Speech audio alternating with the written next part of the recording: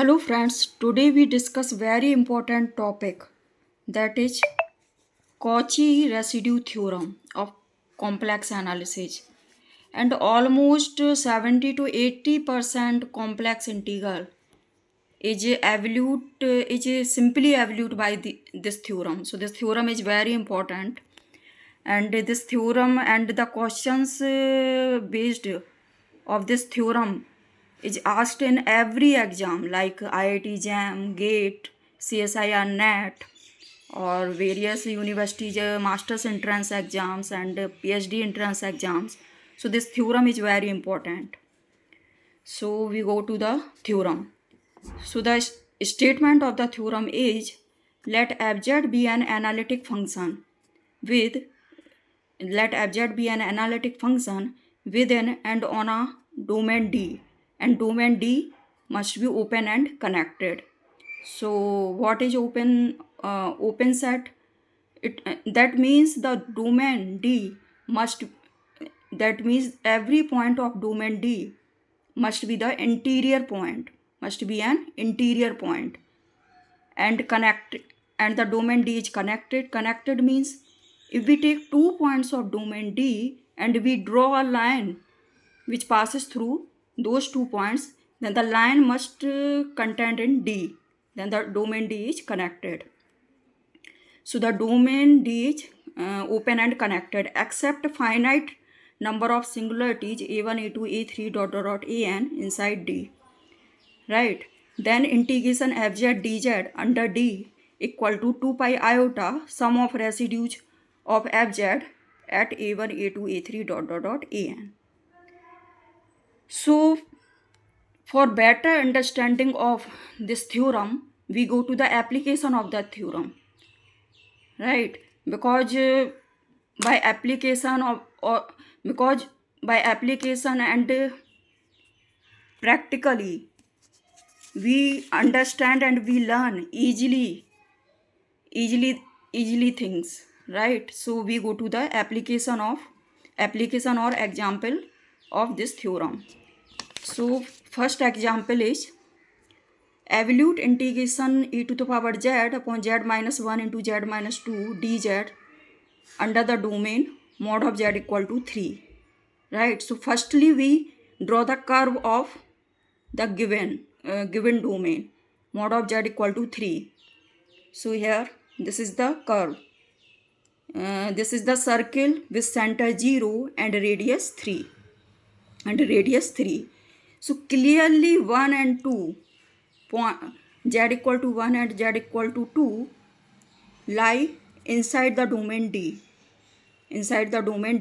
And these points are singularities of fz, right? Because if we put z equal to 1, then we get infinity, and if we put z equal to 2, then again we get infinity. So these are singularities.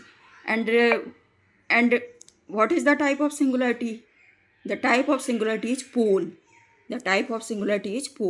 Because if we put these points, then we get infinity, right? And what is the order of the pole? The order of the pole is 1, means these are simple poles. So now firstly for applying Cauchy residue theorem, we know about the residue of fz at z equal to 1 and z equal to 2. So firstly we find out the residue of fz at z equal to 1. So residue of fz at z equal to 1 equal to limit z tends to 1 into z minus 1 into fz. So limit z tends to 1, z minus 1 into e to the power z upon z minus 1 into z minus 2. Z minus 1 to z minus 2 cancel out. So e to the power z upon, so we get e to the power z upon z minus 2. Now put z equal to 1, so e upon 1 minus 2 equal to minus e. So residue of fz at z equal to 1 is minus e. Now we evaluate residue of fz at z equal to 2. So we get same method. So we apply the same method. So residue of fz at z equal to 2 equal to limit z tends to 2, z minus 2 and z minus 2 into fz, and lastly we get e square. So residue of fz at z equal to 2 is e square. Now apply the Cauchy residue theorem. So integration fz dz under mod of z equal to 3 equal to 2 pi iota into sum of residues of fz equal to e square minus e. So the final answer of this question is 2 pi iota e square minus e. Okay. Now we go to the second example. So what is second example? Second example is evolute integration tan z dz under the domain mod of z equal to pi. So firstly we draw the curve of mod of z equal to pi. So this is again a circle with center 0, 0 and radius pi, right? So we draw the circle with center 0, 0 and radius pi. Okay. Now we have written tan z in sin z and cos z form. So tan z equal to sin z upon cos z. Now integration mod of z equal to pi sin z upon cos z dz equal to 2 pi iota sum of residues of fz at z equal to minus pi by 2 and pi by 2. Because at z equal to minus pi by 2 and pi by 2 cos z gives 0 value, right? 0 value, and when we put minus pi by 2 and pi by 2, the whole function gives infinity value, right? So z equal to minus pi by 2 and pi by 2 are poles, and what is the order of poles? 1. Again 1 means these are simple poles. Okay, so firstly we evolute residue of fz at z equal to pi by 2. So limit z equal to pi by 2, limit z equal to pi, limit z tends to pi by 2, z minus pi by 2 into fz equal to limit z tends to pi by 2 into z minus pi by 2 into sin z upon cos z. अब here if we put z equal to pi by 2, then numerator gives 0 and denominator also gives 0. That means it's 0 by 0 form. That means it is indeterminate form. So we apply L'Hospital rule. So we apply L'Hospital rule.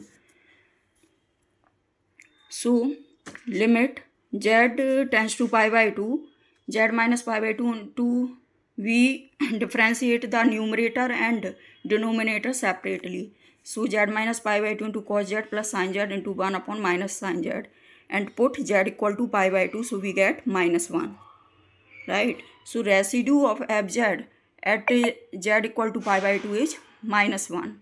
Again same method applied to find out residue of fz at z equal to minus pi by 2. So we get residue of fz at z equal to minus pi by 2 is minus 1. Now apply Cauchy residue theorem.